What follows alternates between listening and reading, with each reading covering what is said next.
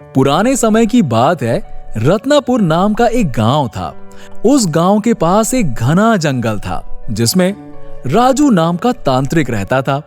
उस तांत्रिक को अपनी तंत्र विद्या पर बहुत ज्यादा घमंड था कि वो अपनी तंत्र विद्या से जिसे चाहे उसे वश में कर सकता है और जिसे चाहे उसे मार सकता है।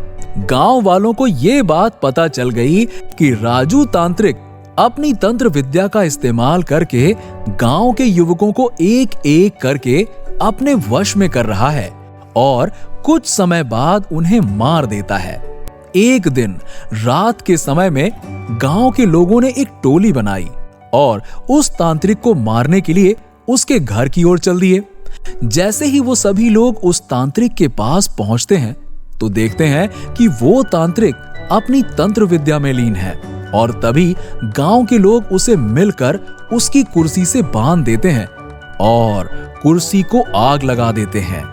वो तांत्रिक उसी कुर्सी पर तड़प तड़प के मर जाता है। गांव वाले सोचते हैं कि अब उन्हें इस तांत्रिक से हमेशा हमेशा के लिए छुटकारा मिल गया। 4-5 साल तो बहुत अच्छे से निकल जाते हैं और गांव में भी सुख शांति का माहौल रहता है। तभी वहां शहर से 4 लड़के आते हैं।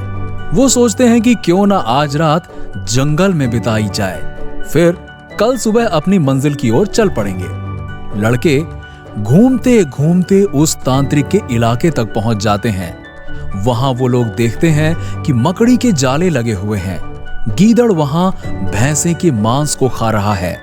उनमें से एक लड़के का पैर उस कुर्सी से टकराता है और वो देखता है कि इस कुर्सी में कुछ तो अजीब है।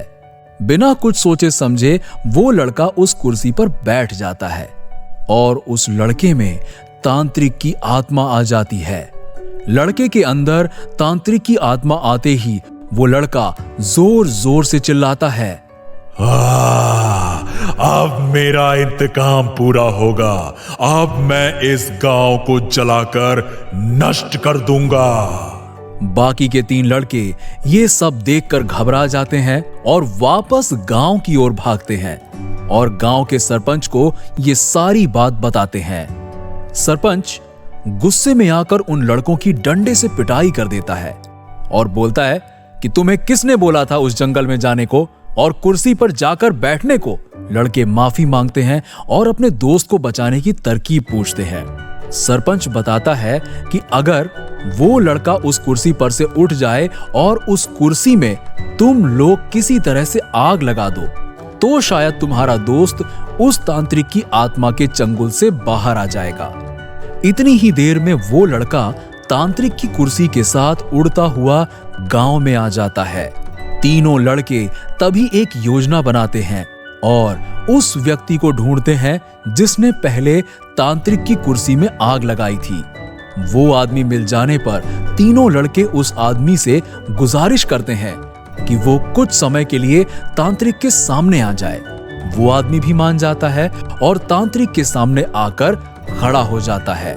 जैसे ही तांत्रिक की आत्मा उस आदमी को देखती है वो कुर्सी से उतर जाता है और मौका मिलते ही तीनों लड़के उस कुर्सी पर मिट्टी का तेल डालते हैं और उसे आग लगा देते हैं, जिससे उनका दोस्त तांत्रिक की आत्मा के चंगुल से आजाद हो जाता है और उसकी जान बच जाती है और गांव के लोगों को भी उस तांत्रिक की आत्मा से छुटकारा मिल जाता है। ऐसी और भी झकास कहानियां देखते रहने के लिए हमारे चैनल झकास हिंदी कहानियां को सब्सक्राइब कर लें।